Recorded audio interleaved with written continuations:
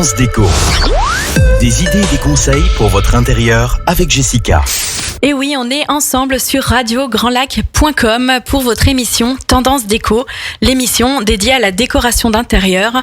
On a vu aujourd'hui le sommaire, il y a quelques minutes, le marbre à l'honneur en cette première partie d'émission. Alors le marbre, très tendance en déco depuis quelques années, comme je vous le disais, il allie l'élégance et la résistance dans vos intérieurs. Il est évidemment synonyme de chic, il est souvent synonyme également de chic à l'italienne. On verra ses origines, quelle que soit sa couleur. On verra comment on peut l'utiliser. En tout cas, aujourd'hui, le marbre est notre star. Il a été longtemps utilisé comme des plans de travail dans la cuisine ou des revêtements de sol, dans les pièces de vie, dans la salle de bain. Aujourd'hui, il a toujours la cote dans la salle de bain. Il se décline aujourd'hui également dans tout ce qui est mobilier et surtout accessoires et objets de décoration. Il est facile d'entretien. On verra également, je vous donnerai quelques astuces pour savoir comment entretenir son marbre. On parle là bien de marbre, de vrai marbre et non pas de carrelage imitation marbre. On en parlera aussi dans la dernière partie de l'émission qui est dédiée à la rénovation de la salle de bain. Alors le marbre, il est, comme je vous le disais, facile d'entretien, mais il présente quand même quelques inconvénients. Pareil, on détaillera lesquels dans quelques instants. Il faut bien prendre en compte tout cela avant d'investir dans du marbre, puisque le prix au mètre carré est plus excessif et plus onéreux qu'un carrelage. Le tour d'horizon de ce minéral arrive. Alors déjà, à la base, le marbre, qu'est-ce que c'est ? Parce que c'est une question qui revient souvent moi sur des projets. Au final, comment est fait le marbre ? C'est simplement, si je puis dire, un dérivé du calcaire. C'est donc une roche. Et l'avantage de cette roche, c'est qu'elle va être unique. À chaque fois, le marbre qu'on va extraire va dépendre comme je dirais du bois, le bois est un matériau naturel, le marbre c'est pareil. On va donc avoir à chaque fois des pièces uniques et non répétitives, comme sur un carrelage émaillé qui va être produit en chaîne, on va dire, et qui va tout le temps répéter le même motif. Un vrai marbre, chaque pièce de marbre est différente. Ces veinages qui sont plus ou moins marqués, les teintes aussi qui sont variées selon la couleur de la pierre, tout ça fait la particularité d'un vrai marbre. Alors justement, on va faire une petite aparté sur les différentes couleurs du marbre. On a tous en tête, quand on parle de marbre, le fameux marbre blanc avec les veinages gris, qui peut être en version mate ou en version brillante, tout dépend de comment on va traiter la pierre. Et souvent, on a en tête aussi les entrées des palais italiens qui sont revêtus de marbre, même jusqu'au mur. Et on a vraiment cet effet très chic, très clinquant du marbre. Dans les pays de l'Est aussi, il est beaucoup apprécié puisqu'on a tout de suite cet effet si je puis dire bling bling du marbre dès qu'on le pose dans une pièce. Alors on l'a quand même vu souvent, comme je vous le disais, sur les plans de travail, du vrai marbre sur le plan de travail, et effectivement ça apporte une élégance qu'on ne retrouve pas sur un plan de travail en stratifié par exemple, ou sur d'autres pierres qui n'ont pas cette particularité-là de veinage et de rainure. Alors je vous le disais, les couleurs du marbre peuvent être différentes. Elles vont donner, si je puis dire, l'origine du marbre selon la couleur qu'on lui voit. Le marbre le plus connu est donc le blanc avec ses veinages gris, qu'on appelle donc le marbre blanc de Carrare, et uniquement en vrai marbre. Cette dénomination de Carrare va se retrouver sur le nom des couleurs lorsqu'il s'agit de carrelage effet marbre. À ne pas s'y méprendre, un carrelage imitation marbre n'est pas la même chose. Ce n'est déjà pas la même épaisseur, mais ce n'est pas la même chose. Il existe quand même, il faut le souligner parce que le nombre est quand même incroyable, plus de 500 variétés de marbre. Comme je vous le disais, le plus célèbre, le marbre de Carrare, qui est connu pour ses veinures grises. On peut le mettre au sol, on peut le mettre la plupart du temps dans les pièces de vie, on peut le mettre aussi dans les salles de bain. Attention aux glissades. On en reparlera en toute dernière partie d'émission, justement sur la partie rénovation, rafraîchissement de votre salle de bain. Et puis, tout ce qui est couleur de marbre. Alors, on a donc le fameux blanc. Il existe du marbre noir qui a aussi sa caractéristique très chic, très élégante, mais qui est moins posée puisque moins osée. Effectivement, un sol en marbre noir, ce n'est pas tout le monde qui franchit le pas de mettre un sol foncé. Et puis on a aussi des marbres roses, on a des marbres verts. On verra juste après leur origine, d'où viennent-ils, est-ce qu'ils sont extraits des mêmes endroits du monde ou pas, que le fameux marbre de Carrare. Donc le marbre noir, dans un premier temps, il est moins vu, comme je vous le disais, il est moins classique, si je puis dire, mais il est tout aussi élégant. Il est, pour lui, extrait des carrières espagnoles. Il apporte pour la partie déco, forcément, puisqu'on est dans l'émission Tendance Déco, il est quand même plus moderne. Il va apporter ce cachet sur lequel on peut allier des mobiliers en bois avec un intérieur chic, mais moderne, qu'on ne retrouve pas avec le marbre blanc de Carrare. Il apporte aussi un effet miroir qui peut être sublime, tout simplement sublime. Encore une fois, attention à la partie glissade. Les autres marbres, les marbres roses, les marbres rouges, les marbres verts, n'auront plus aucun secret pour vous dans quelques instants. Vous êtes avec moi, c'est Jessica dans Tendance Déco. On est ensemble sur radiograndlac.com. Je vous laisse avec une petite pause musicale et je vous retrouve dans un instant. Tendance Déco. Des idées et des conseils pour votre intérieur avec Jessica. Et oui, c'est Jessica, on est ensemble dans Tendance Déco, l'émission dédiée à la déco d'intérieur. On est ensemble sur radiograndlac.com. Et comme vous le savez certainement tous et toutes, le 92.1 n'a jamais été aussi près. À partir du jeudi 1er juillet, vous pourrez écouter toutes les émissions formidables que vous propose Radio Grand Lac. Alors d'ailleurs, en parlant d'émissions formidables, juste après Tendance Déco, gardez votre connexion active puisque vous aurez le rendez-vous avec Romain Trois-Vallées qui vous présente sa chronique Les Murmures du Lac et qui est formidable. On apprend à chaque fois plein de choses sur cette chronique. Pour revenir à notre sujet à nous en termes de déco, on parlait jusqu'à maintenant de marbre. Alors le marbre, il est élégant, il est chic, il en existe de toutes les sortes, de toutes les couleurs surtout, et on verra aussi comment l'utiliser dans son intérieur, comment l'entretenir, les inconvénients de cette fameuse pierre même, qui est juste somptueuse. C'est une question de goût, évidemment. C'est une appréciation personnelle. En tout cas, le marbre a tout de suite l'impact de donner du chic à une pièce. Alors, les couleurs, on a vu juste avant la petite pause musicale que le plus connu était le marbre blanc de Carrare. Le fameux marbre qu'on imagine tous, le blanc avec ses veinages gris, qui côtoie, je dirais, les grands palais italiens. On a aussi le marbre noir, on en a parlé, qui lui est extrait des carrières espagnoles, qui n'a pas le même engouement, peut-être de par peur de mettre du foncé au niveau des sols, mais qui garde un aspect juste sublime et moderne.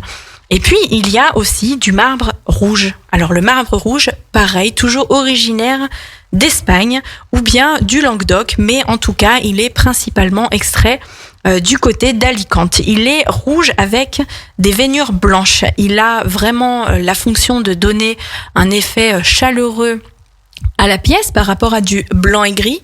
Mais voilà, pareil, encore une fois, comme le noir, il faut oser, il faut passer le cap de mettre un marbre rouge.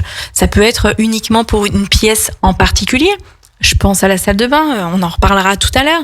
Mais voilà, il faut arriver à accorder dans sa décoration d'intérieur un marbre rouge au sol.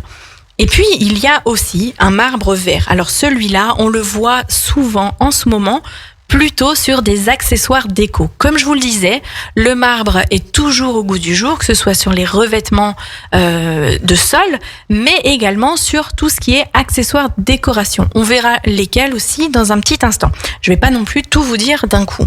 Le fameux marbre vert qui vient du Guatemala est très contrasté. On a des verts, la couleur va être encore une fois issue selon la pierre qui va être extraite. On peut passer d'un vert émeraude à un vert un peu plus clair. Tout cela à chaque fois contrasté par les fameuses veines blanches, veines grises, veines noires aussi éventuellement dans ce marbre vert. On le retrouve dans des objets, décoration. Oui, mais lesquels ?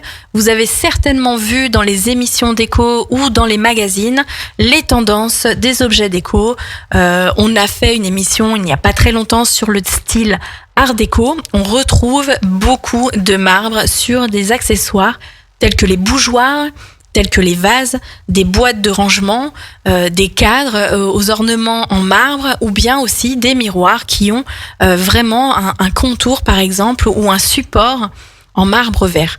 Alors, on peut retrouver aussi sur des tables, par exemple des tables d'appoint, des tables basses, des marbres verts qui vont juste parfaitement s'adapter avec quelques petites touches de doré. Et tout cela, on le retrouve dans le style art déco qu'on a pu découvrir ensemble il y a quelques semaines sur radiograndlac.com. Alors le marbre vert, il est très chic. Comme je vous le disais, il vient du Guatemala. On le retrouve et on l'adore. Il est toujours au goût du jour. Alors évidemment, le marbre est sublime. Il présente des inconvénients, des avantages, mais des inconvénients. Le principal avantage, c'est la solidité du marbre. Il résiste aux rayures, il résiste à la chaleur et c'est pour cela qu'on le retrouve énormément sur des plans de travail de cuisine, même si aujourd'hui d'autres matériaux ont fait leurs apparitions, et le marbre a toujours la cote. Il est évidemment le matériau également idéal des pièces d'eau. On voit beaucoup, et vous avez pu voir sur la publication de la page Facebook Radio Grand Lac, une salle de bain avec du marbre et c'est très très très chic. Plan de travail cuisine, en salle de bain, en plan de toilette moulé, en plan vasque ou une vasque en marbre posée sur un plan de toilette. Et voilà, ça a fait tout son charme. Ça suffit à travailler la décoration. Mais comme je vous le disais, attention puisqu'il a des inconvénients. Le marbre est une matière poreuse. Il faut donc le traiter pour éviter qu'il se tache et que les taches soient indélébiles. Poreux, ça veut dire évidemment la tache va imprégner la pierre et il est très difficile ensuite de le récupérer, voire pas possible du tout. Alors là, c'est plutôt valable surtout pour les cuisines. Si on fait des tâches agressives telles que au hasard du vin, de la sauce, des jus de fruits, et que le plan de travail n'est pas traité, on va avoir un vrai problème. Et puis, il est robuste, il ne craint pas les rayures, il ne craint pas la chaleur. Par contre, il peut subir un impact. Si vous faites tomber un objet lourd au sol ou sur le plan de travail ou sur un angle, il peut y avoir une fissure, il peut y avoir un impact sur le plan de travail ou sur le sol. Attention donc avec les choses lourdes. Il vaut mieux faire très attention. L'avantage, je dirais, c'est que vu c'est une pierre, on verra l'impact, mais on n'aura pas de différence de couleur, comme par exemple un carrelage émaillé, bien qu'aujourd'hui, les carreaux, les grès cérame pleine masse sont teintés dans la masse. Voilà pour les inconvénients et les avantages du marbre. On va aussi voir comment l'entretenir, puisqu'il faut l'entretenir. Comment on fait ? Pour l'entretien en cuisine, l'huile de lin. Et on va le traiter, on va raviver la brillance, il va nourrir la pierre. Simplement, il faut le frotter avec un chiffon doux et le laisser sécher avant de réutiliser son plan de travail. Pour l'entretien du sol en marbre, attention, on parle bien de sol en marbre et non pas de carrelage imitation marbre. On opte tout simplement pour un mélange d'eau très chaude, un savon de Marseille et on sèche le sol et les murs en aérant ou bien avec un linge sec si c'est possible. Évidemment, si on a 100 mètres carrés, je vous souhaite bon courage, mais voilà, bien penser à aérer pour que le sol sèche rapidement. Il est donc résistant à la solidité, il est résistant à la chaleur, aux rayures. Il a quelques inconvénients, mais il est toujours la star numéro 1 dans les intérieurs. C'est le chic du marbre qu'on a vu dans cette première partie d'émission. On va se faire une toute petite pause. Je vais vous laisser avec une pause musicale. Prenez de quoi noter puisque on va passer juste après cette pause au terrazzo. Je suis sûre que vous savez de quoi je parle et si ce n'est pas le cas, restez avec nous sur radiograndlac.com. À tout de suite. Tendance déco. Des idées et des conseils pour votre intérieur avec Jessica. Et oui, on est ensemble, c'est Jessica dans Tendance déco sur radiograndlac.com.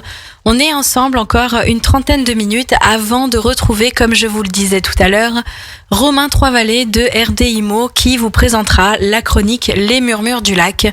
Restez bien sur radiograndlac.com puisque cette rubrique vous fait découvrir tout simplement plein de choses incroyables. En attendant que Romain arrive et s'installe, on va passer à la seconde partie de l'émission du jour, le terrazzo. On a parlé de marbre, on va parler de terrazzo. Alors on reste dans le thème, on reste un peu dans la même idée. Le terrazzo, qu'est-ce que c'est ? C'est un revêtement de sol, pareil, solide, durable, avec un aspect authentique. Il est travaillé. Le marbre, lui, est extrait de façon naturelle et terminée.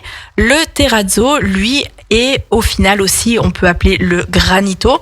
C'est un matériau qui est constitué de fragments de pierres naturelles et de marbre colorés qui sont mélangés à du ciment et à d'autres liants. Tout cela est poli jusqu'à vraiment lui conférer une brillance d'une pierre naturelle. Alors on l'a vu il y a très longtemps, il existe depuis l'Antiquité, c'est pour vous dire à quel point c'est ancien. Il est extrait et il est issu surtout de l'Italie et notamment des environs de Venise. On l'a utilisé en mosaïque, on l'a utilisé en format plus grand. En tout cas, le terrazzo revient en force cette année dans vos intérieurs. Alors, s'il y a quelques années, on m'avait dit qu'aujourd'hui, je dirais que j'adore le terrazzo, je n'aurais certainement pas voulu le croire. En attendant, on arrive à faire des choses absolument incroyables. On va l'associer à des couleurs sublimes et on va redonner un coup de neuf à ce fameux granito et qui va vraiment être modernisé tout simplement. Alors le granito, comme je vous le disais, il est très ancien. On peut le retrouver sur des bases blanches, sur des bases grises, sur des bases vertes. On a vraiment tout un tas de couleurs de base et ensuite on va venir trouver ces fameuses taches, si je puis dire entre guillemets, pour vous aider à visualiser l'aspect du terrazzo pour les personnes qui ne connaissent pas. On va retrouver ces fameuses taches laissées par le mélange des marbres de couleurs et puis sa finition brillante. Si vous voulez voir à quoi ressemble le terrazzo, n'hésitez pas à aller sur la page Facebook de Radio Grand Lac. Sur une des publications que j'ai faites ce matin, vous retrouvez une image du marbre, d'une salle de bain en marbre, et une image de terrazzo. Cela vous donne une idée. Et puis, éventuellement, une recherche Google. Terrazzo, c'est tellement tendance que vous allez forcément retrouver des images d'intérieur, de salle de bain, de hall d'entrée avec des sols en terrazzo. Alors comment et qu'est-ce qu'un sol en terrazzo ? Déjà, il est plus épais qu'un carrelage traditionnel. On est sur 1,5 cm d'épaisseur contre 1 cm environ sur un carrelage. Il est donc, comme je vous le disais, composé d'un mélange de fragments et puis il est poli pour vraiment lui donner cet effet brillant. Dans quelle pièce l'utiliser ? Aujourd'hui, il a la cote dans la salle de bain. Alors attention, un sol en terrazzo est très marqué, il est très prononcé. On n'a pas forcément envie de prendre le pari de le mettre dans la pièce de vie ou dans la cuisine, ou en tout cas dans une pièce où on passe la majeure partie de son temps. On peut très bien l'envisager en salle de bain. Ce qui se fait beaucoup, c'est une partie de mur en terrazzo assortie au sol. Pourquoi pas ? On retrouve également des plans de toilettes réalisés avec des aspects terrazzo. Alors je dis bien des aspects, puisque selon ce que c'est, on va pas pouvoir forcément le mouler comme on le veut, hein, ça reste de la roche, et on va imiter le terrazzo. Pareil, je ferai une parenthèse juste après quand on passera à la rubrique de la salle de bain sur les imitations marbre, puisque le coût, et on va en parler, est supérieur quand même sur ces matériaux-là, que ce soit le marbre ou le terrazzo. Alors, pour revenir au terrazzo, la couleur, on peut l'imaginer avec quasiment tout ce qu'on veut, puisque, comme on le disait juste avant, les marbres, il existe des marbres verts, il existe des marbres rouges, des marbres noirs, il existe vraiment des nuances incroyables de marbre. On a vu qu'il en existait plus de 500 sortes. Le terrazzo étant fabriqué avec du marbre, on peut vraiment décliner son sol en terrazzo à l'infini. Les revendeurs de carrelage ou de pierre l'ont remis sur le devant de la scène puisque les tendances déco sont influencées par les magazines. On peut par exemple choisir un mélange de plusieurs couleurs de marbre ainsi que d'autres matériaux comme du verre, VE2RE, et on peut vraiment lui donner cet effet avec quelques petites touches de brillance au milieu de la pierre en terrazzo.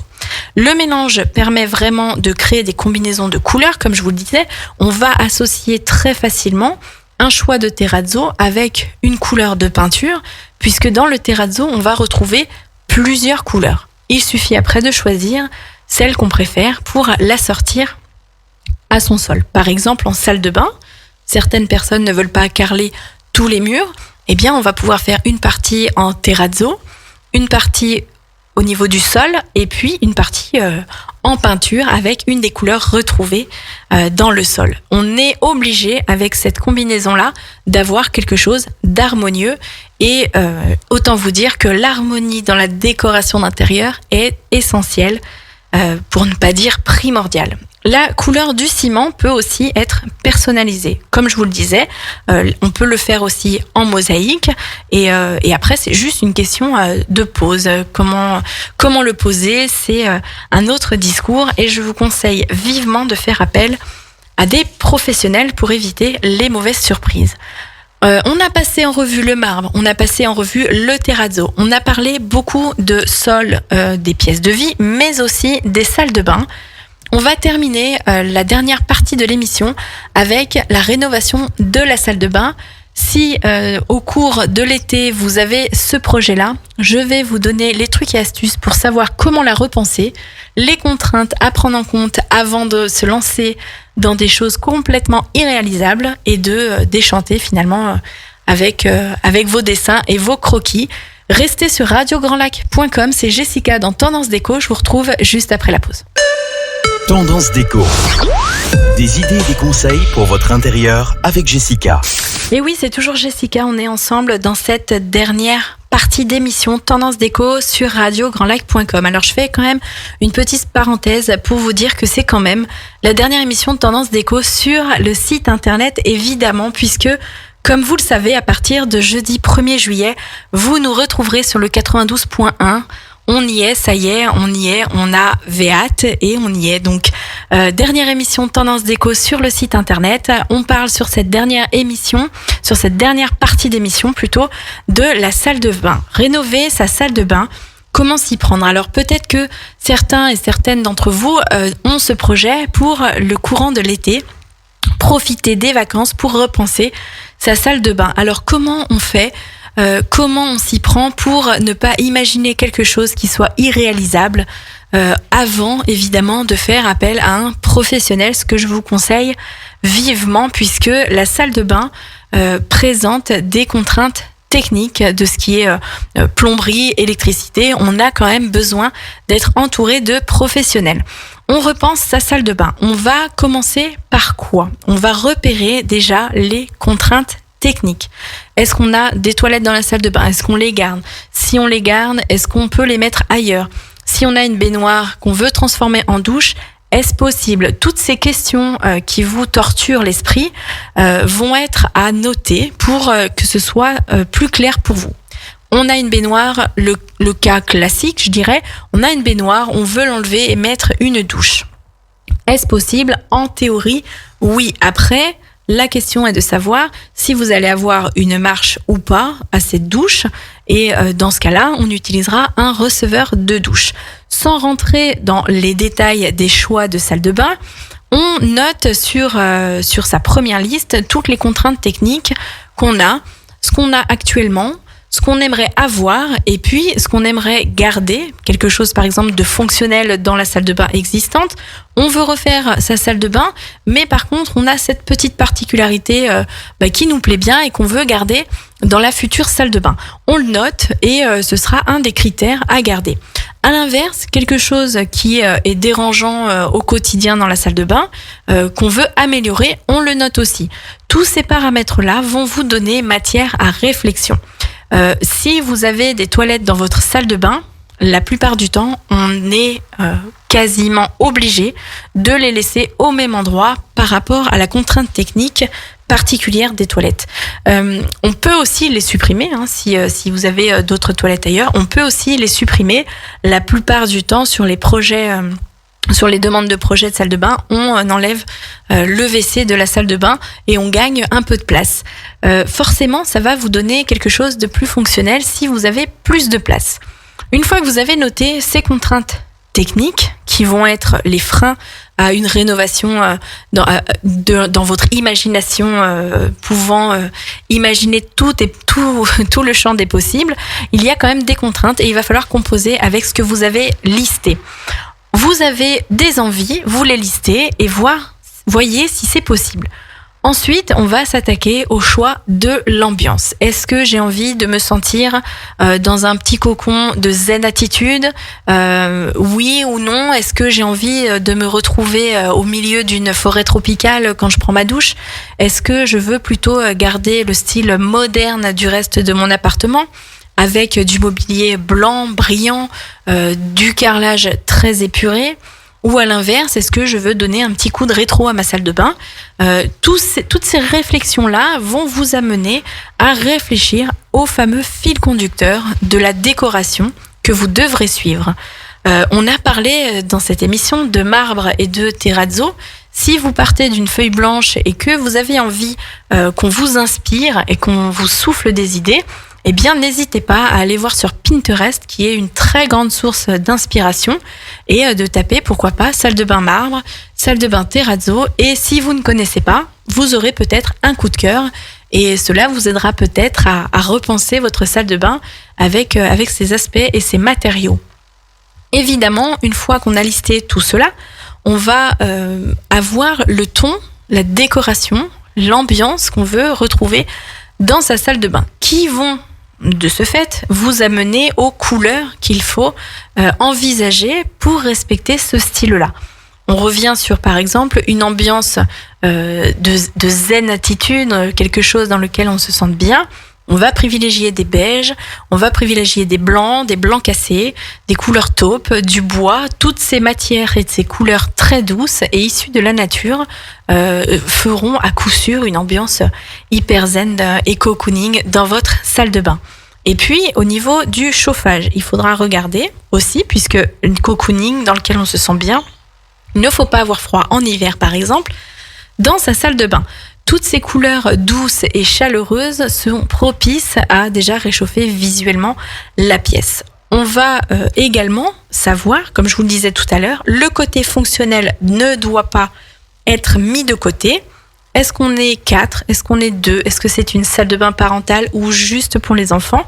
On va adapter le meuble double vasque si besoin. On va vraiment adapter le rangement aussi, puisque dans une salle de bain, on manque toujours de rangement.